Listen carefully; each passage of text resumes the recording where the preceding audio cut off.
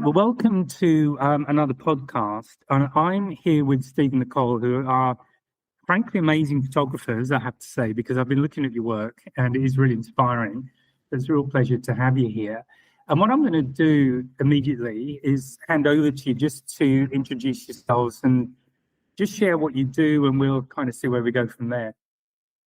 Yeah, that sounds good. Yeah, well, first off, thank you so much for having us, Graham. It's a real honor. I've listened to some of your podcasts and have enjoyed your work. So thank you for having us both. It's nice for you to have both of us too. Yeah, Absolutely. Yeah, for sure. So we are Steve and Nicole Gettle. We're from Michigan, and we're professional nature photographers. I've been taking pictures for over 40 years, and currently we're making our living as nature photographers doing photo tours. I have an agent who sells things to books and magazines and calendars, and I've owned a gallery. I used to travel around the United States doing fine art shows, selling prints, which was a fun way to do it. And we photograph everything in nature. We love doing macro. We do landscapes, birds, mammals, everything. I do a lot of very eclectic, like high-speed photography and extreme macro photography and things like that. And it's such a blessing to be able to do this with Nicole, and because we travel like 300 days a year. So being able to do it together it's pretty important. It'd be hard to leave her at home for 300 days a year. So that's my story, and I will let Nicole do her own. okay. Well, so I was not a photographer for as long as Steve, but my love of nature was always there. And so, I was volunteering with environmental nonprofits and doing things like that, and always taking pictures. I love to be out in nature and having those connections. And then when I met Steve, I got some feedback on my photography. Okay. And I'm sure it was very helpful. It was very helpful. But I definitely credit Steve for my photography improving. He's a great teacher, and thankfully he was gentle. She was an excellent student. She was 90% of the way. She just needs a little bit of tweaking, as we all do. Look, you don't become a better photographer until you start getting some constructive critique on your work, and that's how we grow, right? Absolutely. If you're just showing your pictures to your friends and your family, they're all they love it no matter what. Yeah. That's great. Now, I think the other thing I love about it, you're always learning. I've been doing it a long time as well, and I'm still learning new things. I don't know if you find that, but in fact, one of the things I wanted to ask you about was where you get your inspiration from, because the photographs are amazing, and I've been looking at them thinking, wow, that's a good idea. Oh, thank you.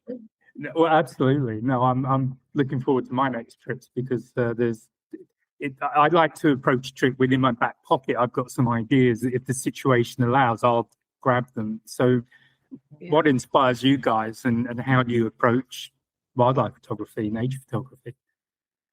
Well, shockingly, it's interesting that you say that you go with ideas in your pocket, because many of my images are preconceived. Like I see something and I'm like, boy, if I could take that idea and apply it to this, and so you go with some ideas in your pocket. And then I do, like for the high-speed flash stuff, and for a lot of the work that I do, I have some control over things. So I pre-visualize a lot of things, and I talk about, there's reactive photography and there's proactive photography, right? Yeah. And so much of what we do, like we're wildlife photographers, so much of what we do is reactive photography. Things are unfolding in front of you, and you're making pictures. But as you're working the subject, you can get more proactive, and you can start looking for better backgrounds and moving in closer or backing off and including some of that. So it's really a combination of both, don't you think? Yeah, definitely. I think Steve looks for things that are hard too. So if there's something hard to do, he's gonna puzzle it out and figure out some way to capture that picture. And whether it's a low perspective or it's something really extremely small or fast, there's always the puzzling of it that's a challenge and fun. Yeah, thanks. So, it is fun to have a challenge. Yeah. Oh yeah, well that is part of it. It's the challenge, and also it's getting, for me, one of the big things about nature photography is trying to capture an image or a view of an animal that people have maybe seen lots and lots of times, but you get a shot that gives a different perspective. It gives them something new, which is hard with a lot of animals. But So hard. Yeah, Yeah. And that's the thing. There's so many pictures and so many great photographers out there making so many great images. It's hard to do something different. That's why the high speed flash, and that's why the extreme macro, to trying to show people different things. And that's just like you say, it's getting harder and harder. yeah. So I guess, I mean, there's lots of things I've got here written down.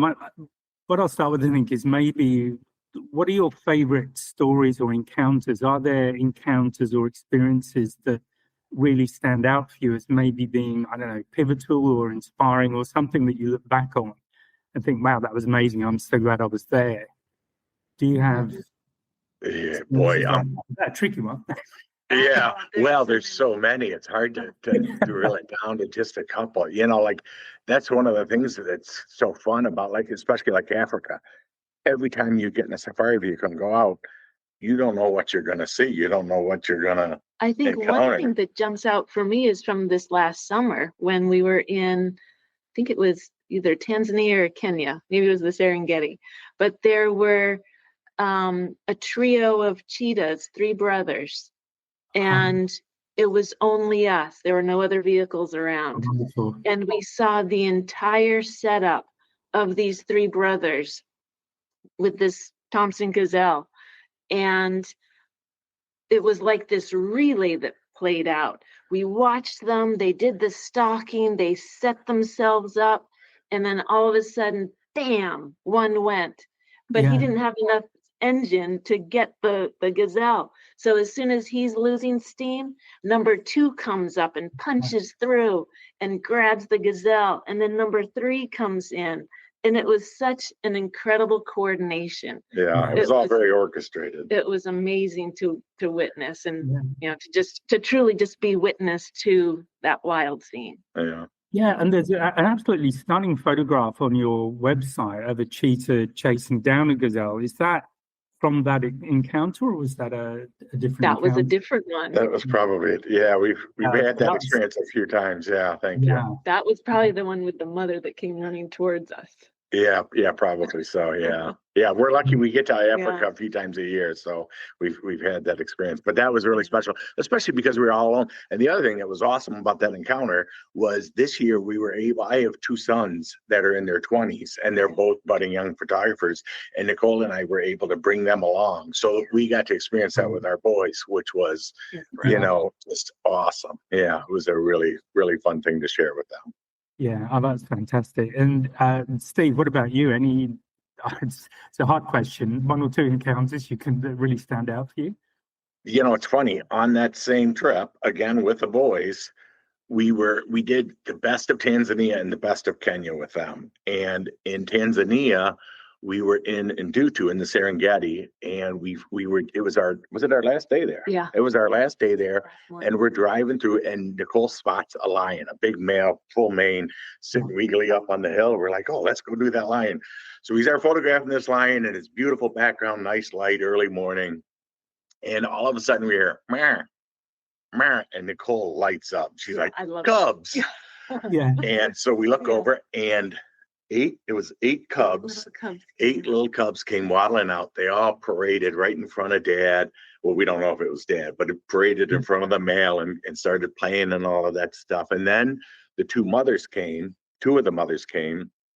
And so we had 10 lions and 8 cubs. Yeah. And they all walked down this path, and then they stopped, and they all like it was like a portrait session. They all sat perfectly, and I got a picture with 19 eyes looking toward. You could see 19 eyes, which, you know, if you have more than one animal, getting all the heads right is super hard. When you have 8, it's just stupid luck. I mean, it was just dumb luck. But I got one picture, and it worked out really nice. That was a cool thing too. And again, we got to share that with the boys, which was awesome. That's cool. That's fantastic. Yeah. Well, dumb luck definitely plays its part. Yeah, no, absolutely. Yeah, that's a spray and pray situation. Yeah. Are there any other encounters that really stand out for you? I think, well, one of my favorite places is Madagascar. Steve's going to roll his eyes because I always talk about Madagascar. No, I'm not rolling my eyes. I love Madagascar, but Nicole's got a soft spot for Madagascar. Lemurs Yeah. are monkeys are pretty cute, but they're not necessarily the nicest animals. No. But lemurs are like nice monkeys. They're really sweet, and she's got a soft spot for them. So, and they're very photogenic too. So we've been there a number of times. I think maybe 4 or 5 times. And this one place that we go, there are troops of ring-tailed lemurs. You know, the ones that you've seen that, you know, with the tail up and have a little swagger to them. They're really cute. And they're so sweet. And so this one morning, well, this particular trip, I really wanted to get down low and be in their world. And so I was down on the ground like 90% of the time. And this one morning, I see one of the troop come around the bend, and he's coming down the trail. And then all of a sudden, I see the others. And so I start shooting, but then I went to video, and I got slow motion video of them coming towards us too. And it's like a troop of maybe 16 of them or so, and they just have this swagger coming. Tails held high, yeah. And then they just engulfed me. They came right around me. I was switching between photos and videos and snapping away. And and the lodges that we stay in Madagascar are right in the heart of the preserves. Yeah. And a lot of the animals are super acclimated. So literally, these animals, they're walking and you don't know where they're going to go, but they ended up like walking completely around her and engulfing her. Oh, that's brilliant. Oh, that's fantastic. Yeah. It's a neat experience. I had a lot of tails. Yeah, exactly. Yeah, it was like a tree of tails or a forest of tails. Yeah.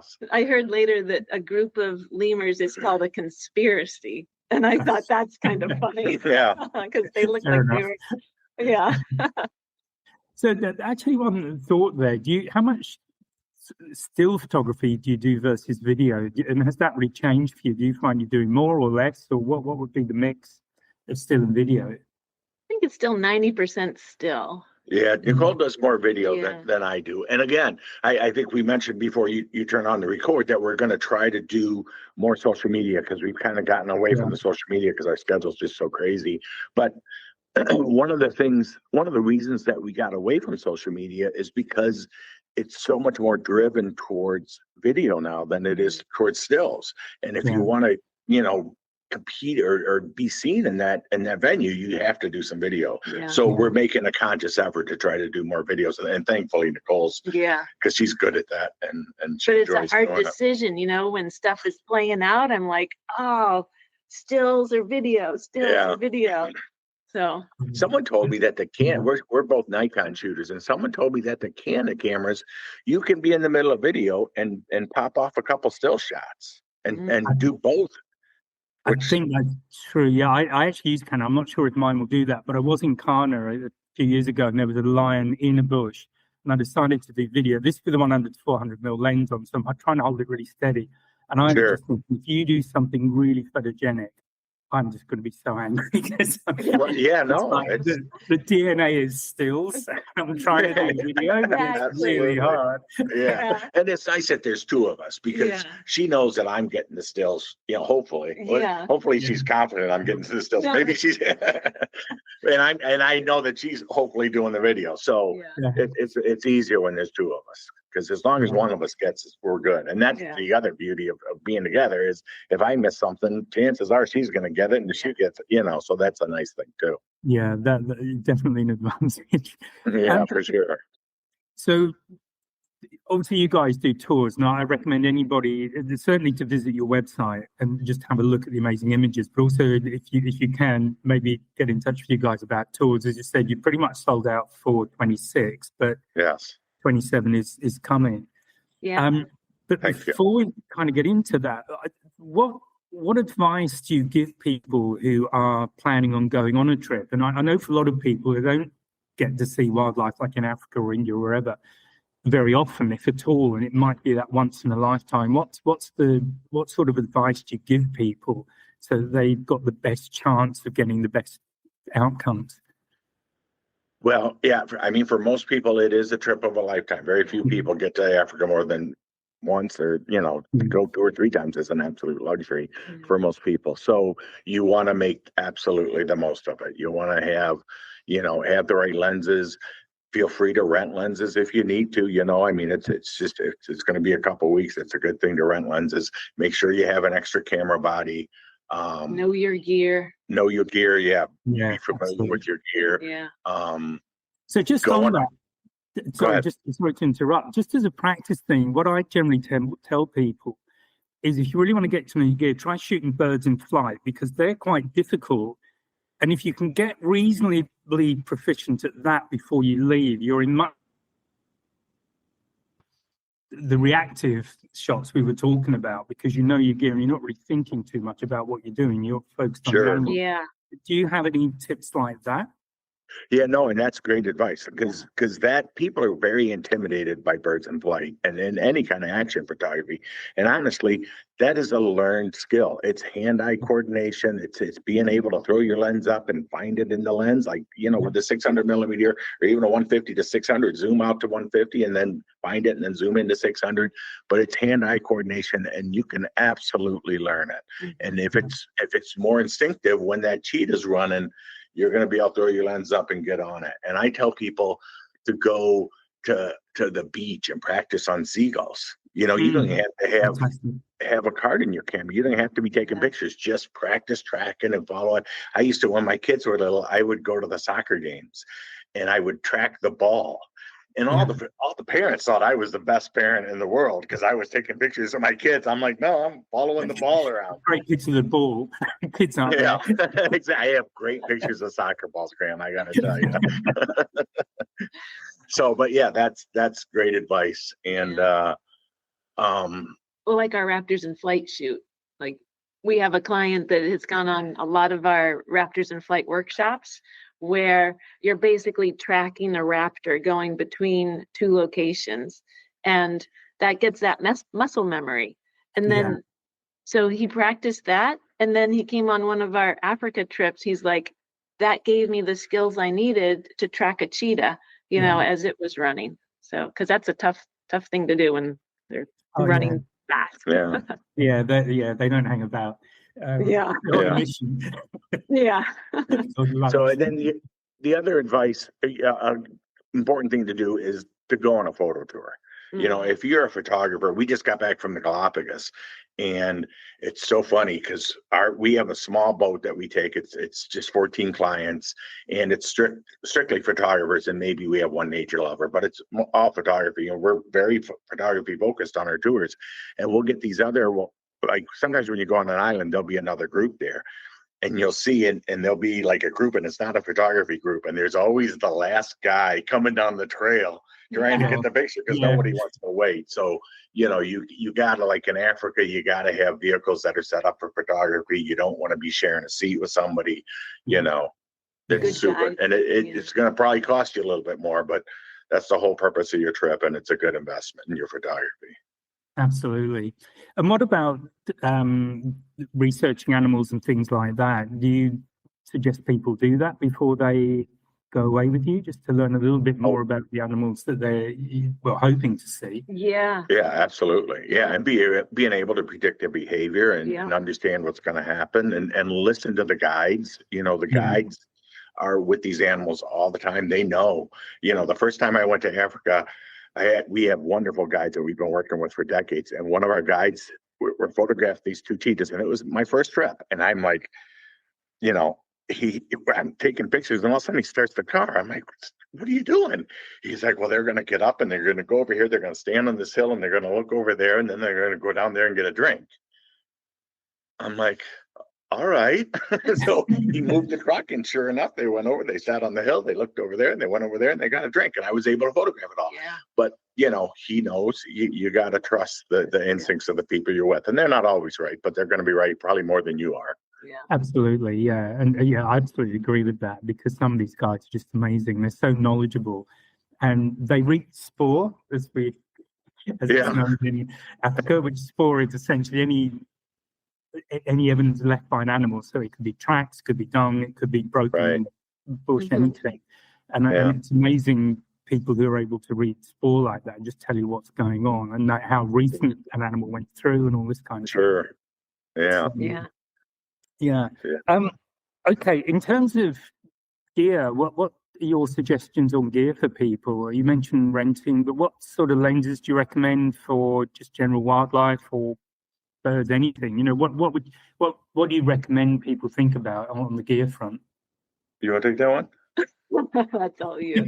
Okay. Well, it depends on the trip. So if you come on, look at the pre-trip any good photo tour operator is going to send, like we send out a 50-page pamphlet with everything from what to wear, tipping, what gear to bring, the local customs, you know, it's everything you need to know. So depending on the trip, but like for Africa, zoom lenses are great now. You know, these 150 to 600, the 200 to 600, that's going to cover virtually everything. If you have a 200 to 600 and a 70 to 200 and a wide angle, you got it good. You know, if you're going to, you know, Costa Rica or the Amazon or someplace like that, you're going to want to think about more macro gear maybe. You know, you're still going to need the longer lens for birds, but, you know, we're going to do poison dart frogs and lizards and snakes and all of that fun stuff too. And then, of course, landscapes and flowers and all of the beautiful things in the jungle. So, but, you know, it's pretty trip specific. But it used to be, you know, I came up in the days of film when zoom lenses were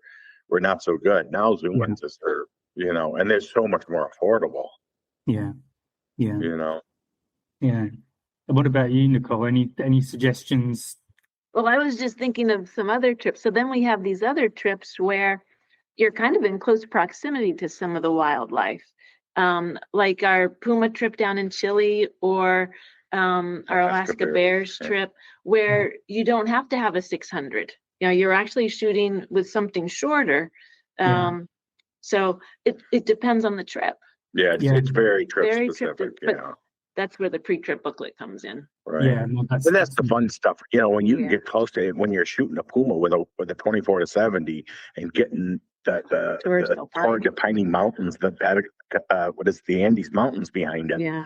Oh, it's amazing. You know, having those, being able to get those different perspectives in some of these things, it was pretty cool too. No, that's brilliant. What about favorite places? So, Nicole, I think I know yours. He was paying attention. I know. Making notes here. I would have to say probably for me it's pretty much anywhere in Africa. I really like Africa, but you know the fun is we get to go everywhere and do but every time in Africa, every time you get in the vehicle, you don't know what you're going to see. It could be something super epic, and there's so many different things. You know, between people don't really rate the birds in Africa, but the birds are spectacular in Africa. Birds.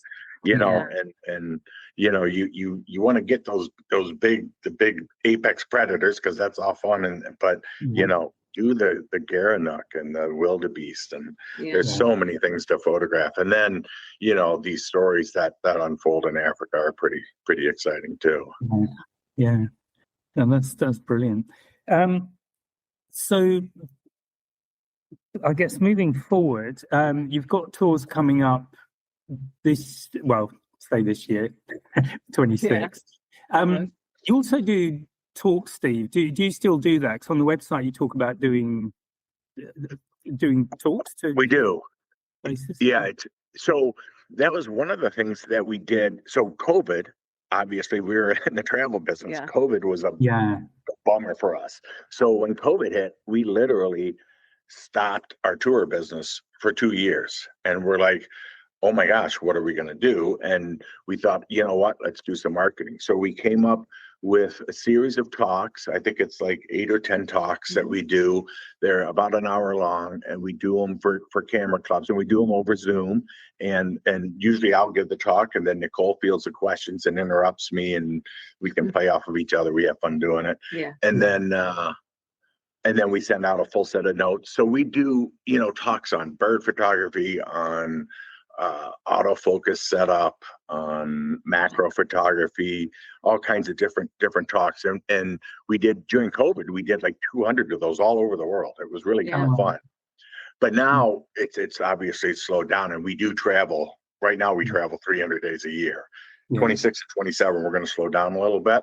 So it's hard for us to get those on the schedule, but we still do it for sure. And we don't charge anything. We just ask you to get us a big audience, and we'll do that for anybody. Yeah. Yeah. And we love doing Fun. that. It's a lot of fun. Yeah. Yeah. No, brilliant. Brilliant. So what are your ambitions moving forward? Where do you want to take what you're doing? If you that's another So good question, just get you thinking.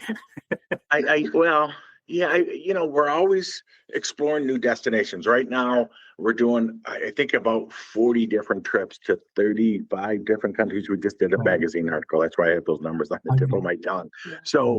But we're always exploring trying to do new places. Like we're just doing a trip to do polar bears. We've just come up with a trip to do bears in Alaska fishing. And we're going to India to do the little Palas's cat. So we're trying to do some, because we got to keep it fresh for us too, and we got to find new trips for our clients to go on. Yeah. So we're always looking for new and exciting places. I think we're probably going to travel a little less and maybe start doing some book projects. Mm-hmm. I'd like to do some large format coffee table books and maybe some instructional books and go in that direction for a while too. But I think we'll always travel and we'll always get clients because we really enjoy it. It's so much fun. And like you say, you learn so much. We see, a couple 300 clients a year, and we learn something from every one of them, and they become friends. Like this last trip to Galapagos was just amazing because it was all people that had traveled with us 2 or 3 times before, because we hadn't done the Galapagos in a few years. So all of our longtime clients are like, oh, I want to go to the Galapagos, and they all signed up, and it was just, we had such a good time, and it's the camaraderie, and it's people, it's photographers don't often get to completely immerse themselves in their craft and their art, right? Mm-hmm. And when you're on a photo tour, and hopefully your tour leader's taking care of all of those logistics, and you can just worry about the photography and just enjoy the photography, and they're getting you in the right places, and that's such a treat, and it's so fun to share that with people and give them that experience. It's really rewarding. Yeah. No, that's fantastic. And Nicole, anything that you want to add to that? You've hit it pretty well. I mean, we definitely have a few places on the list that, there's some experiences we still want to have and explore. And like for me, I love those wild connections. So I love going to places where you can really be in the wildlife, experience of it all. And so there's some things, and I enjoy the research. Like part of it for me is the research of, where can we go and see this? And, what lodge can get us the closest? One of the things I love is when you can wake up in the morning and the wildlife is right there. So hopefully not in your tent or in your room, but yes. Yeah. Oh, we were in where was it? Zimbabwe. We were in these tents, and you could see the shadows of elephants walking by us. We're looking. There's an elephant. Yeah, and she does. She's really good at doing the research, and she enjoys that. I love for me, that would be so tedious. It's not enjoyable for me, but she loves it. And I have no idea where we're going. I will go out to our package box, and there'll be a box from Amazon, and I'll walk down and I'll open it up, and there'll be the birds of Sri Lanka. And I'm like, hey, are we going to Sri Lanka? She's like, I'm thinking about it. Gotta learn the species. That's brilliant though, because it sounds like you have a really great partnership going on there, both with, planning and all of that, and also when it comes down to photography too, with speaking about stills and video and all of that. It sounds like you both really connect well when you're on the trips and work well with other people too. So there's that, sounds like there's a real feeling of camaraderie and community with the people that you take out. We enjoy it. We're super lucky. Like if you'd have told me 15 years ago that there'd be someone that I would spend 365 days a year, 24/7 in intense situations with, and I didn't want to kill her sometimes, I would.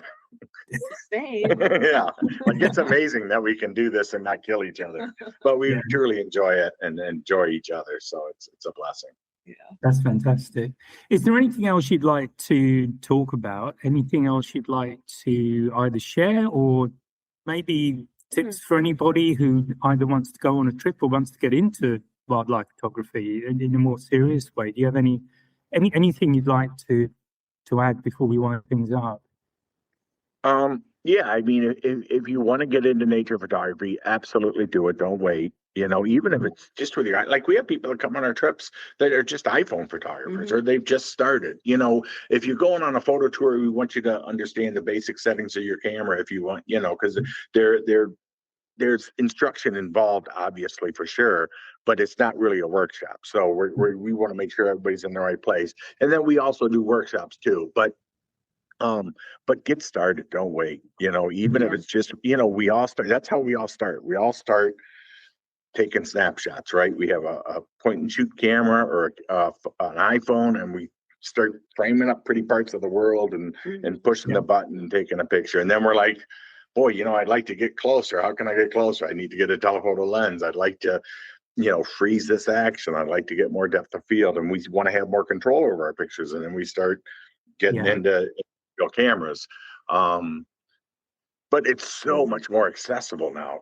Back in the days, when I started off in film, and I would take a picture. I'd have a notepad. I would write down what I did, and then 2 weeks later, I'd get my film back, and I'd be like, "Oh, that didn't work because I did this." And that's how you learn. Now you push the button, and Yeah. So that's amazing. It's so much more accessible now. Yeah. And photo tours are they're a great way to enjoy what you're doing and to really totally immerse yourself. And we so as far as our tours, our 26 is pretty much full. Although didn't we just we have one person that had to unfortunately cancel on Kenya in July. Yeah. So we have a spot in Kenya in July, and then we just opened up our 27 schedule. So that's all. And that's on our website. Yeah. So we'd love to have you join us. Yeah. Fantastic. Well, that'll be on the website. Nicole, did you want to add anything? Anything you'd like to? I think kind of circling back to where we started, be open to feedback, for, let someone look at your pictures and, tell you what they see and that kind of thing. One of the things that we do with clients too is we have them submit images to our client galleries. Okay. And excuse me, that's a way for them to share their work, but it's also an opportunity for them to get feedback too if they want it. We don't give it just because it's there, but if someone wants feedback, so we'll give people a thoughtful critique and a constructive critique. Yeah. And another bit of advice, if you're getting into photography, join a camera club. Yeah. Get involved in a camera club, get involved with other photographers and because those are such great places to learn and get that feedback and learn about places to shoot and find friends to shoot with and find out about gear and find out about computer programs and all of that stuff too. I mean, it's such a wonderful resource. Yeah. And I think the point I'd like to pick up there that you made, Steve, about shooting and starting to recognize that maybe you want a longer lens or whatever it is. There's a lot of people I've come across, certainly a share of people who think that all you do is buy a more expensive camera and it all suddenly happens. And one of the things that really irritates me is, I don't know about you, if someone really loves one of my pictures and says, "Oh, you must have a great camera," I said, it's kind of like going to Shakespeare and saying, "I love your play, you must have a brilliant quill." Exactly. You do need to learn your craft. And then you understand which tools are going to work best for you, but that comes through experience and shooting. That's an absolute important point. Yeah, absolutely. Yeah. And gear is important, but it's not the only thing. I think, I don't know who it was. Maybe it was Brian Peterson said the most important thing is actually 8 inches behind the viewfinder. Right. And that's pretty telling. Yeah. Yeah. If that's empty, you're in real trouble. Yeah. Yeah. All right. Well, I've really enjoyed talking to you, and I appreciate you spending the time as well with your schedule. And I hope everybody listening in has enjoyed the conversation. And there is a link to your website in the description to the podcast. And I do encourage everyone to jump on and have a look, because there are some absolutely stunning images there. And if you're looking for inspiration, that is a brilliant place to go. So thanks again, Stephen and Nicole. Happy New Year. Happy New Year to you as well. Yeah, and thank you for giving us the opportunity to share our story with the audience. We really do appreciate it. It's been an absolute pleasure. All right, bye for now. All right, Bye-bye. cheers. And one more thing before you go, if you would like to improve your photography, if you are perhaps new to photography and just trying to get out of auto, you may well be interested in a mini workshop that I'm running on the 22nd of January. This is 6 p.m. Australian time, I should say Sydney time. So for more information, click on the link that you'll find in the description, or jump on my website and I have all of the information you'll need there. So I hope you find it useful. Hope to see you at the workshop. Bye for now.